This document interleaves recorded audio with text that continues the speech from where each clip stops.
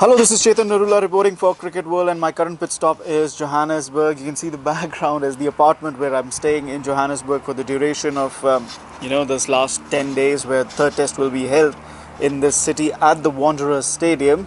And meanwhile, the second test match at Centurion has ended in defeat for India, a 135-run loss, second consecutive defeat on this tour for Virat Kohli and his men, which means that South Africa have won the three-match series 2-0, and it was a very different track at Centurion from what we have seen in Cape Town before.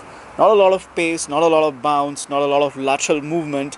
The new ball did something initially in all four innings, but Ravichandran Ashwin also got some spin on day one because of some dampness in the pitch. So it was South Africa who won the toss and opted to bat first on what Monty Morkel described as an Indian pitch, 100% Indian pitch. They got 335 runs. I thought the Indian bowlers bowled really well. Ishant Sharma, the pick of the bowlers, pick of the pacers, in fact, kept it tight, did not give away too many runs, tried to bowl a consistent off-stump line, and Ravichandran Ashwin also, he picked up 4 wickets for 113 runs. India bowled around Ashwin on that day one.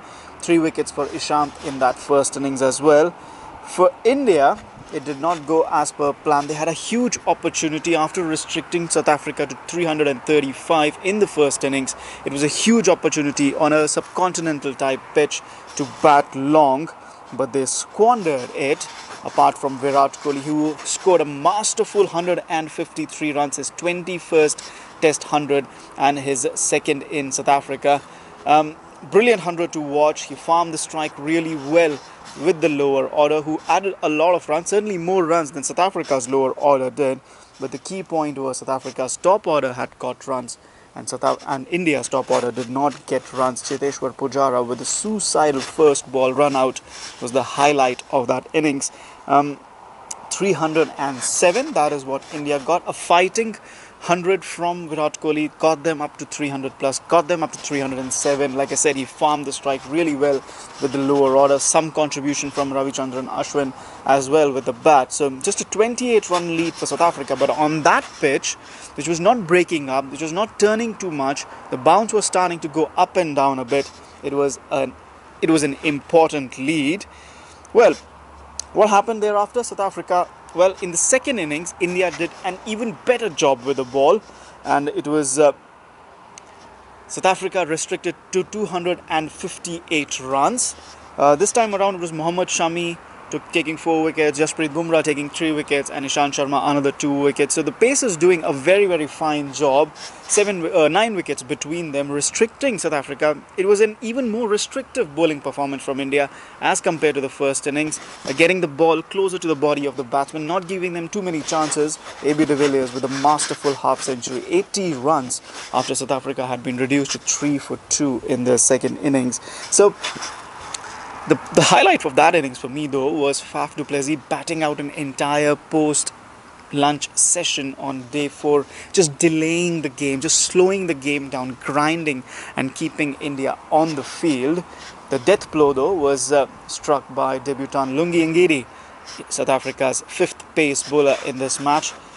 He took Virat Kohli out of the equation, trapped him LBW plumb as the ball started keeping up and down. On day 4 evening, India were reduced to 35 for 3, and they were bowled out for 151. On day 5, just the morning session it took for South Africa to complete proceedings. Lungi Ngidi became the 7th South African pacer to pick up 5 wickets in his debut test match, finished with 6 for 39 and ended up as man of the match. So where did it all go wrong for India? First of all, obviously, I believe the team selection hasn't been right. They haven't picked their best Test 11. And in fact, the question can be asked, if India does know their best Test 11. It was a fiery press conference from Virat Kohli. He got upset at my question when I asked him about playing on a subcontinental type pitch on which they had a formula to win, really. And he took the question towards what the best Test 11 is. A bit of a miscommunication perhaps, or my question was not clear, I'm not sure, but I never asked him about the best Test 11. He also had a bit of a moment with a South African journalist, talking about India's record at home and overseas, and South Africa's record at home and overseas. But the crucial point, the crucial takeaway from Virat Kohli's press conference was that India need to be hard at themselves. India really need to ask questions of themselves and ask, have they given 120% in trying to win that test match for India on a pitch that was much more suited to them. It's not about the best 11, it's not about the conditions, it's about have the 11 players on the field who've been chosen, who've been picked as the best for that particular match by the captain, of course, have they done a job for India? And the answer for that, Virat Kohli said in the press conference, the answer for that is obviously no. Cheteshwar Pujara with 2 suicidal runouts, KL Rahul with not the best shot selection for something he had been replaced, for something he had replaced Shikhar Dhawan for.